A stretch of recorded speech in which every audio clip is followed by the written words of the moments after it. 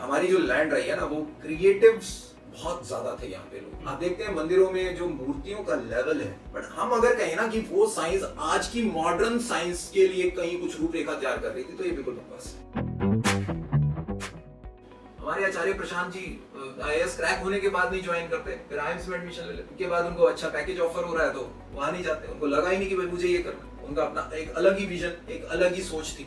उन्होंने वेदांत को जो है एक्सपैंड करना शुरू, उसकी नॉलेज को स्प्रेड करना शुरू किया। मतलब you should be connected towards some goal. Goal आपका क्या है वो आप ही को पता है। It is about your inner journey, और वो तभी होगा जब आप चीजों को 360 डिग्री से सोचना शुरू करते हैं। क्रिटिकल थिंकिंग आप रखते हैं, आप उसको वन साइडेड नहीं देखते, दूसरा साइड भी उसका देख के चलते हैं। आपने बात की वेदों की, तो इसमें से क्या हम सीख सकते हैं? देखो, कुछ हद तक तो यूजफुल है। जहाँ तक कुछ, मैं तो नहीं कहता कि मैं ज्ञाता हूँ, बट जितना मैंने स्टडी किया है उसके कुछ पार्ट्स बहुत यूजफुल है, बट कुछ पार्ट्स बहुत आउटडेटेड है ना। वो उस समय जब लिखे गए, उस समय का साइंस क्या था, उस समय की क्या रिसर्चेस थी। देखो, बेसिकली कोई भी चीज दुनिया में हो रही है ना, that is based on research. मेरा जो अपना ओपिनियन है, मतलब कि चाहे वो वेद थे, चाहे वो वेद व्यास जी थे, कोई भी थे, वो मतलब कि दे वर लाइक एक्सप्लोरर्स और रिसर्चर्स।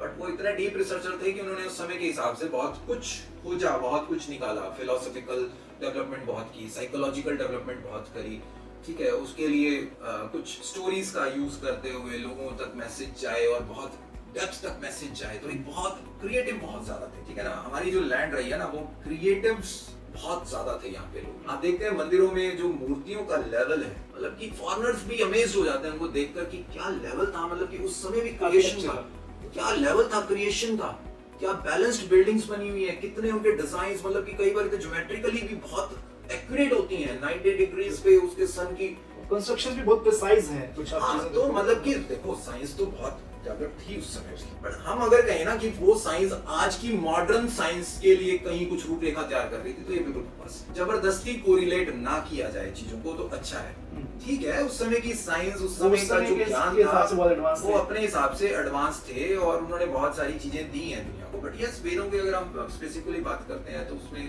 कुछ जगह वो इंद्र देवता की बात कर रहे हैं, सन गॉड की बात कर रहे हैं, या और बहुत सारे देवी देवताओं की बात कर रहे हैं, जो आज के साइंस के पैरामीटर्स से तो नहीं मैच करता है, मेल नहीं खाता है। बट यस, जब वो अपनी इनर जर्नी की बात करते हैं तो वो चीजें आज भी उतनी एक्यूरेटली एस्टेब्लिश होती हैं। श्रीमद् भगवद गीता के जितने भी श्लोक हैं आज भी लगभग 90% अपना रेलेवेंस रखते हैं, ठीक है ना। जो भी बातचीत कही जाती है, चाहे कार्मिक यात्रा की बात है या कुछ भी है, वो सब चीजें रेलेवेंस रखती हैं और लोग ऑब्जर्व करते हैं अपनी लाइफ में कि yes, the things are working.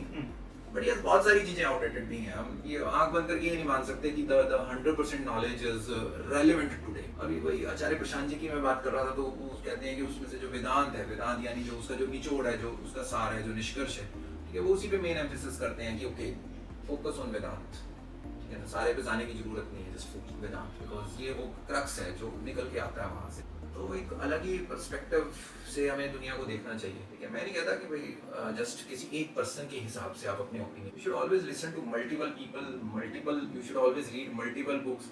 आप इधर की बात सुन रहे हैं तो उधर का भी सुने, उधर की सुन रहे हैं तो इधर का भी सुने। ऑलवेज टू साइडेड चीजें देखकर फिर जाके आपको एक ओपिनियन बनाना चाहिए।